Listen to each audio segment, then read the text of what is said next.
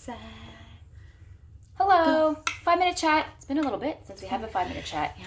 But today we want to talk about endometriosis because March is Endometriosis Awareness Month, and we see a lot of patients that have endometriosis. Yes. So endometriosis is an issue where we have cells that line the uterus, cells that are similar to that start growing outside of the uterus, maybe on the uterus surface, on the bladder, on the rectum, throughout the pelvic cavity. You can find it in a lot of weird locations sometimes. And those cells will act like the cells inside the uterus in that monthly. They will kind of get inflamed, they will try to bleed, and then you're left with that kind of blood flow and that irritation and that inflammation, and doesn't have a place to escape to. And so we will see lots of patients that will present with unusually painful periods. And I think that's kind of a tough subject too, because for women, you only know what your period really is. Yeah. And so the benchmark is really difficult to interpret. And also, I think from a young age, we're told that it's supposed to be painful. And I think that that's hard to quantify when it's very subjective. Pain is subjective, right? Right. So it's like, and dismiss. So sometimes there can be some gaslighting around it, Yeah. I think, right? And so there are other, sometimes like more hidden, less known symptoms as well. So things like pain with bladder filling or emptying, or feeling like you have to go all the time. Yeah. Pain with defecation or bowel movements is a pretty hallmark sign. And urgency, yeah. a lot of bowel urgency. And if you find that your symptoms are starting 2, 3, 4 days before your menstrual bleeding would actually commence, that's a hallmark of endometriosis as well. Sciatica pain, Yeah. pain into the legs. Yeah, radiating pain that's cyclical in nature. Yeah. Now, endometriosis can progress to the point, especially if it's not managed really well, it can progress to the point where the pain starts to be more and more constant, or more and more prolonged, and that's a separate issue that needs to be dealt with as well.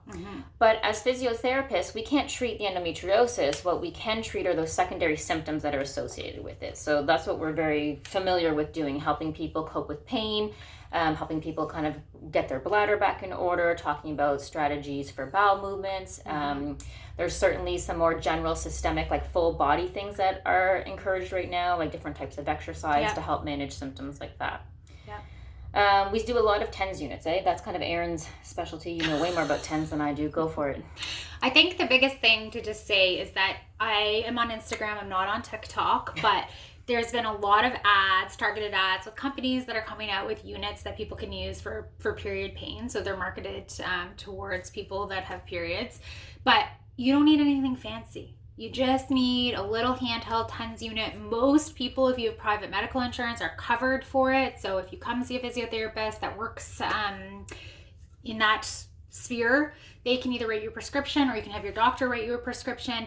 The thing that annoys me, my pet peeve, is that some of the TENS units you buy have preset settings. And so some of the marketed ones, I haven't played with enough of them to know, but a lot of the settings are evidence-based. So we want to make sure we are setting it to get the best pain control that we know how based on the research. And so I don't love the preset ones because you can't change it and you can't modulate it the way that you should when you're using a TENS unit, but they're pretty easy to use. You can put the pads on where you're having pain, so your lower back. You can even put it on if you're having sciatic pain or pain into the front of your legs. You can move it around, which is really, really nice.